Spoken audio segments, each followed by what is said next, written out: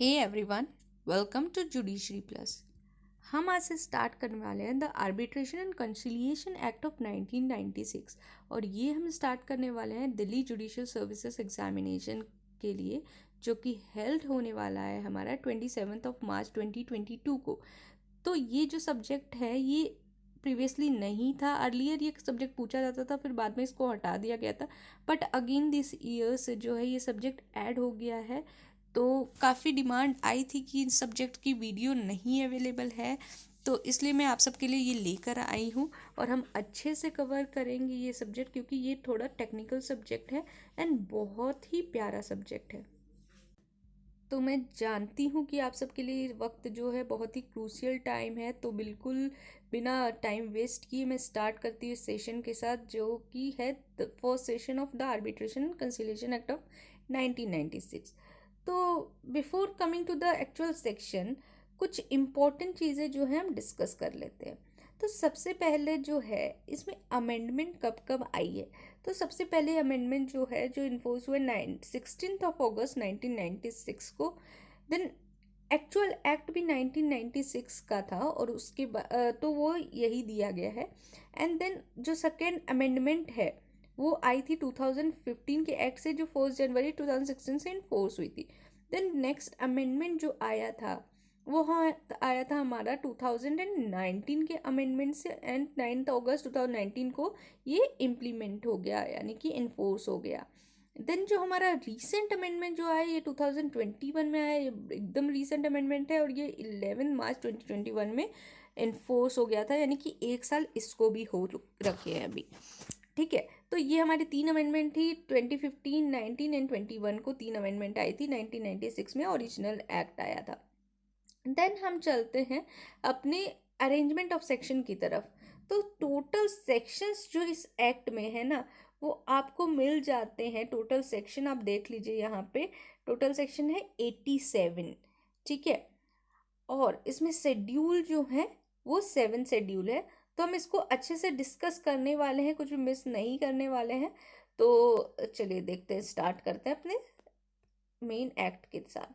ठीक है, तो प्रियम्बल जो है, preamble is also very much important for this act. ये जो प्रियम्बल है वो क्या कह रहा है, ये एक्ट जो आया था वो कंसोलिडेट करता था, कंसोलिडेट करने के लिए आया था, अमेंड करने के लिए आया था क्या, वैसे लॉ जो कि रिलेटेड है डोमेस्टिक आर्बिट्रेशन से और इंटरनेशनल कमर्शियल आर्बिट्रेशन से, जो कि इन्फोर्स करता है फॉरेन आर्बिट्रल अवार्ड। तो बेसिकली अगर देखा जाए तो आर्बिट्रेशन जो हमारे एक्ट में कवर करता है, arbitration is of two type. First is domestic arbitration, ठीक है, एंड जो सेकेंड वन होता है वो है इंटरनेशनल कमर्शियल आर्बिट्रेशन। ठीक है, डोमेस्टिक जो इंडिया के अंदर है, इंटरनेशनल जो ऑल ओवर वर्ल्ड में कवर होता है। ठीक है, और इसको किस लिए यूज होता है, फॉरेन डिक्री को इन्फोर्स कराने के लिए, sorry decree not decree, foreign award, और आर्बिट्रेशन में जो भी जजमेंट आता है उसको अवार्ड बोलते हैं। ठीक है, तो फिर और इससे भी जो रिलेटेड इंसिडेंटल मैटर्स होते हैं ना उससे भी ये डील करता है। अब ये जो आर्बिट्रेशन था ये सबसे पहले आया कैसे। ठीक है, अब बेसिकली इसको लाने का पर्पस क्या था। पर्पस ये था कि जब हम कोर्ट में जाते हैं तो एक एक केस में बहुत वक्त लग जाता है, because of the procedural requirement. हमें वहाँ पे एविडेंस एक्ट फॉलो करना पड़ता है, सारे प्रोसीजरल एक्ट फॉलो करने होते हैं, और जिसके कारण जो है टाइम बहुत ज़्यादा लग जाता है। तो जो है इसलिए ये कंसेप्ट एवॉल्व हुआ आर्बिट्रेशन का, जिसमें कि म्यूचुअल सेटलमेंट के द्वारा, यानी कि जब भी आप जो है कोई ट्रांजैक्शन में एंटर करते हो तो आप अपने आर्बिट्रेशन अग्रीमेंट में एंटर कर सकते हो, या किसी अग्रीमेंट में एक आर्बिट्रेशन क्लॉज डाल सकते हो आर्बिट्रेशन अग्रीमेंट का, जिसमें आप ये डिसाइड करोगे कि in case of dispute you will refer to the arbitration. तो आप ना कोर्ट में जाने से पहले आप आर्बिट्रेशन में जाओगे और म्यूचुअली वहाँ पे कुछ टाइम लिमिट होता है जिसके अंदर जो है आपको अवार्ड दे दिया जाएगा एंड जो डिस्प्यूट है वो सेटल हो जाएगा। ठीक है, तो इसलिए इसको इनकरेज करा गया और इसलिए ये आया, और आगे जाके भी इसका स्कोप बहुत ही ज़्यादा है। तो कोई भी आप लोगों में अगर आर्बिट्रेशन प्रैक्टिस करना चाहते हैं तो बहुत ही अच्छा स्कोप है, क्योंकि फ्यूचर तो यही है, क्योंकि कोई नहीं चाहता कि इतना वक्त कोर्ट में लगाएं, स्पीडी ट्रायल चाहते हैं। But this is not applicable for criminal trial, तो वहाँ पे तो कोर्ट ही अप्लीकेबल है, बट यहाँ जहाँ पे ये अप्लीकेबल है वहाँ के लिए आर्बिट्रेशन जो है वो फ्यूचर है।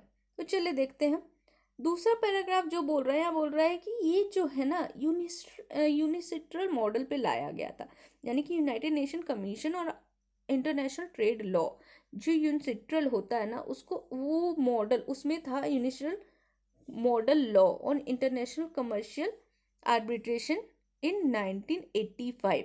ठीक है, इसी के बेसिस पे जो हमारा arbitration and conciliation act of 1996 बनाया गया है। ठीक है, general assembly of the United Nation recommended that all country give due consideration of the model, इसीलिए इसके बेसिस पे हमने जो है लॉ बना दिया अपना।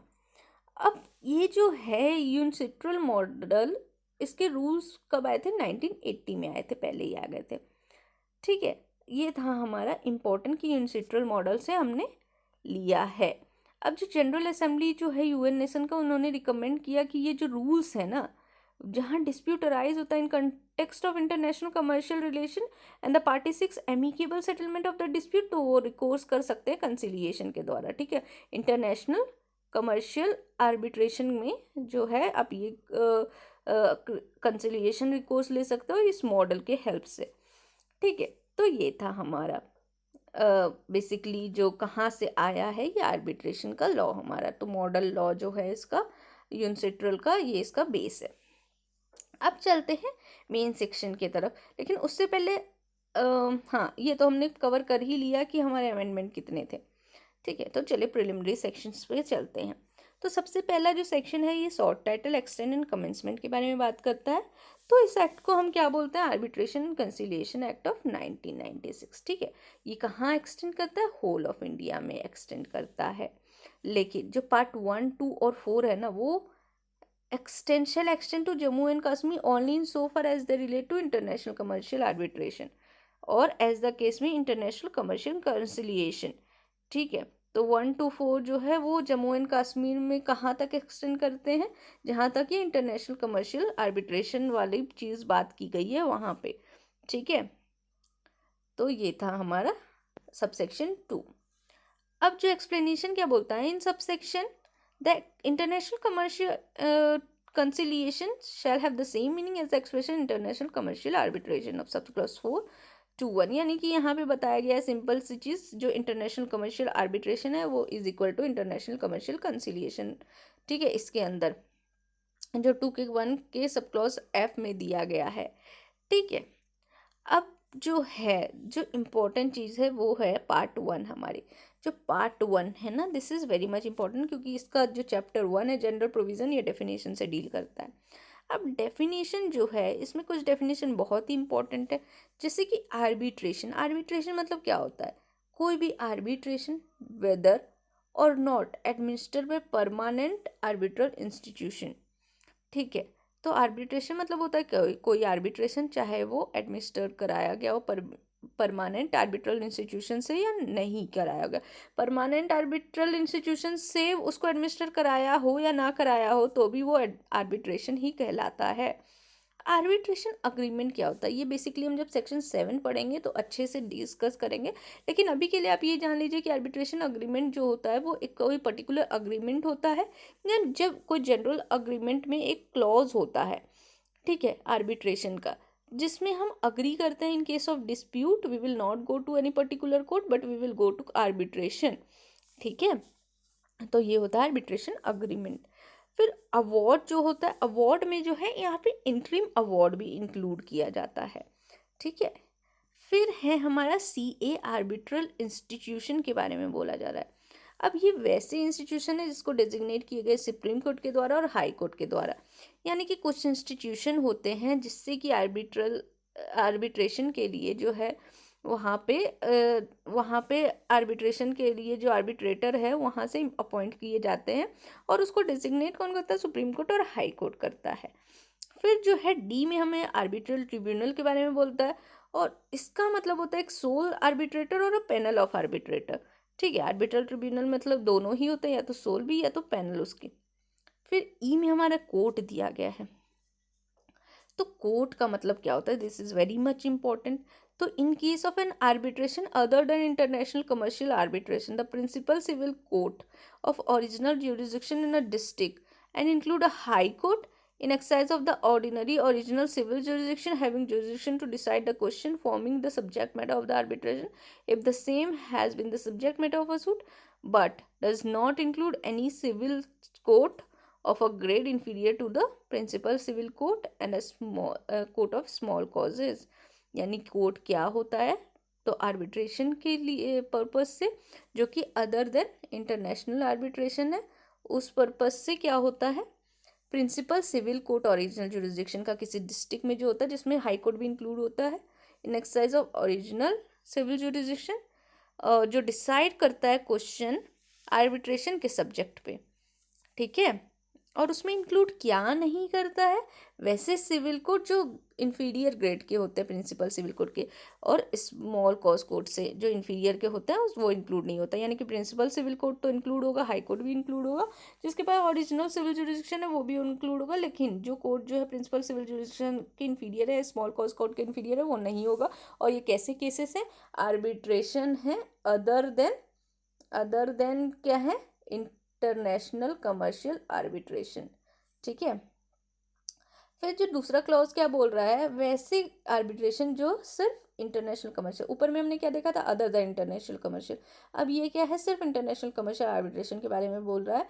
और इसमें कौन होगा, तो high court in exercise of original civil jurisdiction having jurisdiction to decide the question forming subject matter of the administration and the same subject matter in the suit, and in other cases the high court having jurisdiction to hear the appeal from the decree of the court subordinate to that high court। यानी कि जो arbitration international commercial arbitration के case में court कौन होगा, वैसे high court जो exercise कर रहा है ऑर्डिनरी सिविल जुरिस्डिक्शन और जो डिसाइड कर रहा है क्वेश्चन किसी सब्जेक्ट मैटर ऑफ आर्बिट्रेशन पे। ठीक है। और इन अदर केसेस वैसे हाई कोर्ट जिसके पास जुरिस्डिक्शन अपील हियर करने के लिए डिक्री से। ठीक है। तो ये हो गए इंटरनेशनल कमर्शियल आर्बिट्रेशन के अंदर कोर्ट कौन होंगे। ठीक है। ये वो टू क्लॉज ई में है। फिर एफ में आता है हमारा इंटरनेशनल कमर्शियल आर्बिट्रेशन होता क्या है, तो ऐसे आर्बिट्रेशन जो रिलेट करते हैं डिस्प्यूट से, जो अराइज किससे होते हैं, आउट ऑफ लीगल रिलेशनशिप से जो अराइज होता है, लीगल रिलेशनशिप से अराइज होते हैं, चाहे कॉन्ट्रैक्ट हो या ना हो, और वो जो कमर्शियल नेचर के होंगे, इंडिया के अंदर उनको कमर्शियल नेचर का माना जाता है, और जहाँ एटलीस्ट एक पार्टी जो होगा ना, वो कौन होगा, इंडिविजुअल होगा। ठीक है। This is important definition. तो इंटरनेशनल कमर्शियल आर्बिट्रेशन का सबसे पहले एफ में हो रहा है, इसमें से बोल रहा है लीगल रिलेशनशिप होना चाहिए और कमर्शियल नेचर का होना चाहिए, और एटलीस्ट जो कमर्शियल नेचर जो इन्फोर्स होना चाहिए इंडिया में, और एटलीस्ट वन पार्टी जो होगी, कौन होगी, ये चारों में से कोई इंडिविजुअल होगी। ठीक है। इंडिविजुअल होगी जिसका जो हु इज नेशनल ऑफ और habitual resident of country other than India, यानी कि एक फॉरेन नेशनल होगा, दूसरा क्या होगा, बॉडी कॉर्पोरेट, दूसरा बॉडी कॉर्पोरेट, मतलब एक पार्टी के बारे में बात हो रही है यहाँ पे, एक पार्टी जो है कंपलसरी ये सब में से कुछ होना चाहिए, यानी कि फॉरेन इंडिविजुअल होना चाहिए, या तो बॉडी इनकॉर्पोरेट जो इंडिया के बाहर इनकॉर्पोरेट हुई है, तीसरा क्या होना चाहिए, या तो एसोसिएशन या बॉडी ऑफ इंडिविजुअल होना चाहिए जो मैनेज कर रही है इंडिया के बाहर, या तो कोई फॉरेन गवर्नमेंट। इन सब में से चारों में से कोई भी एक जो है ना, वो एक पार्टी अगर कहलाएगी तो ये फिर क्या कहलाएगा, इंटरनेशनल कमर्शियल आर्बिट्रेशन। ठीक है। अब आता है क्लॉज जी, जो कि लीगल रिप्रेजेंटेटिव के बारे में बात कर रहा है। ठीक है। तो legal representative means a person who in law represent the state of the deceased. ठीक है। Include any person who is intermediate with the state of the deceased and where a party act in the representative character the person on whom the state devolve on the date of the party so acting। अब ये definition आपको पढ़ा लगा होगा, क्योंकि ये definition हमने already CPC में पढ़ रखा है। ठीक है। तो लीगल रिप्रेजेंटेटिव कौन होता है, वैसे पर्सन जो डिसीज के स्टेट को रिप्रेजेंट करते हैं, और वैसे पर्सन जो इंटरमीडिएट जो स्टेट डिसीज के स्टेट से डील करते रहते हैं, या कोई भी पार्टी जो रिप्रेजेंटेटिव कैरेक्टर में एक्ट करता है, तो ये सारे रिप्रेजेंटेटिव कैरेक्टर में जो एक्ट करेंगे, जो इसको रिप्रेजेंट करेंगे, ये सारे लीगल रिप्रेजेंटेटिव होते हैं, जो स्कीम हमने सीपीसी में पढ़ रखा है। फिर एच जो है पार्टी के बारे में बता रहा है, जो आर्बिट्रेशन अग्रीमेंट में पार्टी होंगे। देन जो डेफिनेशन है I and J, this is not so important, ठीक है। आप चलते हैं क्लॉज नंबर 2 पे। क्लॉज 2 क्या बोल रहा है, जो this part shall apply where the place of arbitration is in India। अब ये दूसरा पार्ट जो है ना, ये कहाँ एप्लीकेबल होता है, जहाँ प्लेस ऑफ आर्बिट्रेशन कहाँ है, इंडिया में। अब फर्स्ट में तो हमने देख लिया सारे डेफिनेशन, दूसरे में क्या बोल रहा है कि जो दूसरा पार्ट है ना, ये यहाँ एप्लीकेबल होगा जहाँ प्लेस ऑफ आर्बिट्रेशन क्या है, इंडिया है, ठीक है। तो provided that the subject of an agreement to the contrary the provision of section 927 or 37 shall also apply to international commercial arbitration even if the place of arbitration is outside India, and the arbitral award made or to be made in such place is enforceable as recognized under the provision of the part 2 of this act, ठीक है। तो क्या बोल रहा है, जो section 927 और 37 में दिया गया ना, वो अप्लाई होता है इंटरनेशनल कमर्शियल आर्बिट्रेशन पे भी, इवन जो आर्बिट्रेशन है ना वो इंडिया के बाहर हो रहा है, ठीक है। प्लेस ऑफ आर्बिट्रेशन का है, इंडिया के बाहर है, तो भी ये सारे सेक्शन उस पर एप्लीकेबल हो जाएंगे, ठीक है। और आर्बिट्रेशन अवार्ड जो भी मेड किया गया या मेड किया जाने वाला है वैसे प्लेस पे, वो इन्फोर्सिएबल हो जाएगा और रिकॉग्नाइज किया जाएगा पार्ट 2 के अंदर, ठीक है। तो अब यहाँ पे क्या बोल रहा है, ये पार्ट जो है अप्लाई होगा वैसे आर्बिट्रेशन पे जो इंडिया है, लेकिन प्रोवाइजो क्या बोल रहा है कि सब्जेक्टेड है वैसे अग्रीमेंट टू द कॉन्ट्ररी से, जहाँ प्रोविज़न जो है सेक्शन 927 और 37 में जो दिए गए हैं वो आर्बिट्रेशन इंटरनेशनल आर्बिट्रेशन पे भी अप्लाई होते हैं, ठीक है। Even the place of arbitration कहाँ है, आउटसाइड इंडिया, ठीक है। तो वो भी इसके अंदर रिकॉग्नाइज किए जाते हैं। अब क्लॉज 3 क्या बोल रहा है, this part shall not affect any other law for the timing in force by virtue of which certain dispute may not be submitted to arbitration। अब ये पार्ट जो है ना वो अफेक्ट नहीं कर रहा है किसी अदर लॉ को, ठीक है। अब किसी अदर लॉ को जो है ये पार्ट अफेक्ट नहीं करेगा, जहाँ कोई डिस्प्यूट अराइज हुए हैं और may not be submitted arbitration, dispute arise हुआ है और वो सबमिट नहीं हो रहा है आर्बिट्रेशन को, ठीक है। ये है क्लॉज 3। फिर हमारा आता है क्लॉज नंबर 4। ये क्या बोल रहा है, this part except subsection 1 of 40, 41 and 43 shall apply to every arbitration under any other enactment for the time being in force as if the arbitration were pursuant to the arbitration agreement, and as if that the other enactment were an arbitration agreement, except in so far as the provision of this part are inconsistent with that other enactment or with any rules made thereunder, ठीक है। अब ये जो part है accept 40, 41, 43 वो कहाँ apply होगा, वैसे सारे आर्बिट्रेशन पे अप्लाई होगा, किसी भी अदर इनेक्टमेंट के अंदर जो इन्फोर्स है, और वो वैसे ही होगा जैसे आर्बिट्रेशन जो है ना वो आर्बिट्रेशन अग्रीमेंट के अंदर इन्फोर्स होता है, तो वो अदर इनेक्टमेंट के अंदर भी वैसे ही इन्फोर्स होगा जैसे आर्बिट्रेशन अग्रीमेंट के अंदर इन्फोर्स होता है, ठीक है। अब क्लॉज नंबर 5 जो है ये यही बता रहा है कि कोई भी लॉ जो है जो इन्फोर्स है, ठीक है, और कोई अग्रीमेंट है जो इन्फोर्स है बिटवीन इंडिया और कोई अदर कंट्री के बीच, तो ये पार्ट जो अप्लाई होगा सारे आर्बिट्रेशन पे होगा और सारे प्रोसीडिंग्स पे जो कि उससे रिलेटेड है, इन सारे पे अप्लाई हो जाएगा। और उसके नीचे जो सब क्लॉज 6 है ये बोल रहा है एक्सेप्ट सेक्शन 28 जो leaves the party free to determine certain issue, ये क्या करता है, पार्टी को फ्री छोड़ देता है कि वो कुछ इशू जो है खुद से डिटरमाइन करे, जिसमें इंक्लूड होता है पार्टी के राइट्स, और यानी कि वो अग्रीमेंट में लिख के वो खुद से अपने डिसाइड कर सकते हैं व्हाट इज़ देयर राइट, ठीक है। फिर जो 7 नंबर क्लॉज है वो बता रहा है आर्बिट्रेशन अवार्ड जो है इस पार्ट के अंदर वो डोमेस्टिक अवार्ड कहलाता है, यानी कि इस पार्ट के अंदर जो आर्बिट्रल अवार्ड है वो क्या कहलाएगा, डोमेस्टिक अवार्ड, ठीक है। फिर जो क्लॉज 8 है वो बोल रहा है where this part refers to the fact that the parties have agreed और दैट दे मे अग्री और in any other way refer to an agreement to the parties, that agreement shall include any arbitration rules referred in that agreement। यानी कि इस part में या कहीं पे भी अगर कोई वर्ड अग्रीमेंट यूज हो रहा है इसका मतलब है आर्बिट्रेशन अग्रीमेंट, ठीक है। Parties have agreed and they may agree in other ways to the agreement, मतलब किस अग्रीमेंट से अग्री कर रहे हैं, आर्बिट्रेशन अग्रीमेंट, ठीक है, अग्रीमेंट, ठीक है। फिर जो है क्लॉज नंबर 9 क्या बोल रहा है, where this part other than 25A, sub clause 2 का सब क्लॉज ए 32 का 2 sub clause A refers to a claim, it shall also apply to the counter claim, यानी कि जहाँ क्लेम रेफर हो रहा है ना 32 के अंदर और 25 के अंदर, वहाँ पे काउंटर क्लेम भी उसमें इंक्लूड हो जाएगा, और जहाँ उसको रेफर कर रहा है defence, also apply to the defence of the counter claim, ठीक है। यानी कि जहाँ पे क्लेम है उसका मतलब काउंटर क्लेम भी हो जाएगा, डिफेंस का मतलब डिफेंस ऑफ काउंटर क्लेम हो जाएगा। अब एक और इम्पॉर्टेंट बात है जो इसमें इम्पॉर्टेंट होती है, जहाँ हम नॉर्मल कोड में प्लेंट बात करते हैं और रिटन स्टेटमेंट, यहाँ प्लेंट नहीं होता है, यहाँ प्लेंट को हम बोलते हैं स्टेटमेंट ऑफ क्लेम, याद रखिएगा, वेरी इंपॉर्टेंट। और रिटन स्टेटमेंट को हम क्या बोलते हैं, स्टेटमेंट ऑफ डिफेंस। ये जो है आर्बिट्रेशन की लैंग्वेज है।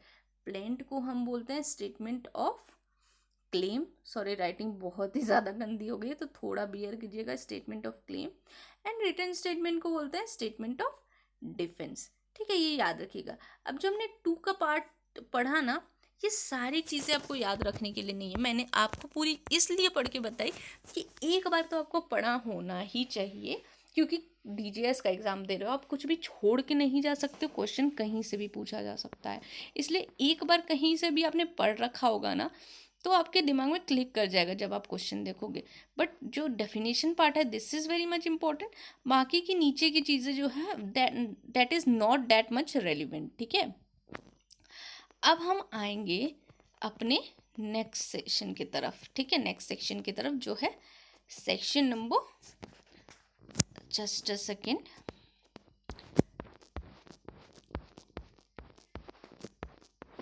सॉरी, या सेक्शन नंबर 3। सेक्शन नंबर 3 जो है ये बात करता है रिसिप्ट ऑफ रिटन कम्युनिकेशन के बारे में। तो unless otherwise agreed by the party, any written communication is deemed to have been received if it is delivered to the addressee personally or at his place of business, habitually resident or mailing address and, यानी कि क्या बोल रहा है, यहाँ simply बात हो रही है रिसिप्ट कब माना जाएगा रिटन कम्युनिकेशन का, तो अनलेस अदरवाइज, अगर कुछ अदरवाइज अग्री हुआ है तो फिर वो माना जाएगा, और अगर अदरवाइज अग्री नहीं हुआ है तो कोई रिटन कम्युनिकेशन कब माना जाएगा, रिसीव हो गया है जब वो डिलीवर कर दिया जाएगा एड्रेसी को पर्सनली जाके, जहाँ पे वो बिजनेस करता है या हैबिचुअली डिसाइड करता है, या जो उसकी मेलिंग एड्रेस है वहाँ पे वो पर्सनली दे रहा है, उसको डिलीवर कर रहा है, ठीक है। दूसरा क्या कर रहा है, if none of the place referred in sub clause 1 B found, ठीक है, तो after making reasonable inquiry written communication is deemed to have been receive if it is send to the address is last known place of business, habitual resident, mailing address by registered letter और by means of any provided record of the attempt to deliver it, ठीक है। तो यानी कि अगर पहले वाले जो सब क्लॉज ए में जो जो दिया गया है, यानी कि place of business, habitual resident और मेलिंग एड्रेस, अगर वो नहीं मिलता है तो जो लास्ट नोन एड्रेस था ना, जहाँ बिजनेस कर रहा है, हैबिचुअल रेसिडेंट है, मेलिंग एड्रेस है, तो वहाँ पे पोस्ट के रजिस्टर लेटर के द्वारा भेज दिया जाएगा, और कम्युनिकेशन को मान लिया जाएगा कि रिसीव किया गया on the day it was so delivered, जिस दिन वो डिलीवर हो गया उस दिन मान लिया जाएगा कि ये रिसीव कर लिया गया है, ठीक है। So simple to understand. Then जो थर्ड क्लॉज है ये बोल रहा है this section does not apply to written communication in respect of the proceedings of any judicial authority, यानी कि ये सेक्शन जो है वो अप्लाई नहीं होता, यानी कि सेक्शन 3 जो है वो अप्लाई नहीं होता है कहाँ पे, वैसे रिटन कम्युनिकेशन पे, किसके रिस्पेक्ट में, वैसे प्रोसीडिंग्स के रिस्पेक्ट में जो कि किसी जुडिशियल अथॉरिटी के अंदर होता है। यानी कि ये जो कम्युनिकेशन के रिसिप्ट के बारे में बात हो रही है ना, ये सेक्शन जो है वो अप्लाई नहीं होता है वैसे रिटन कम्युनिकेशन के जो कि जुडिशियल अथॉरिटी दे रही है, उस रिटन कम्युनिकेशन के बारे में हम डिस्कस नहीं कर रहे हैं। तो ये क्वेश्चन आपका बन सकता है, स्टार मार्क कर लीजिए, ठीक है, सॉरी बहुत ही गंदा हो गया, स्टार मार्क कर लीजिए, ये बहुत ही इम्पोर्टेंट है। आ सकता है कि कहाँ पे अप्लीकेबल नहीं होगा, तो जुडिशियल अथॉरिटी से रिलेटेड जो रिटन कम्युनिकेशन है वहाँ अप्लीकेबल नहीं होगा। तो आज के सेशन में हम इतना ही रखते हैं। सेक्शन नंबर 4 जो कि waiver of rights of to object के बारे में डील कर रहा है, ये हम कल डिस्कस करेंगे। और डोंट वरी, मैं पूरा कंप्लीट कर दूंगी ये एक्ट। बस आपका काम है कि मल्टीपल रिवाइज करिए before the final day and अच्छे से एग्ज़ाम दीजिए। So all the best, thank you.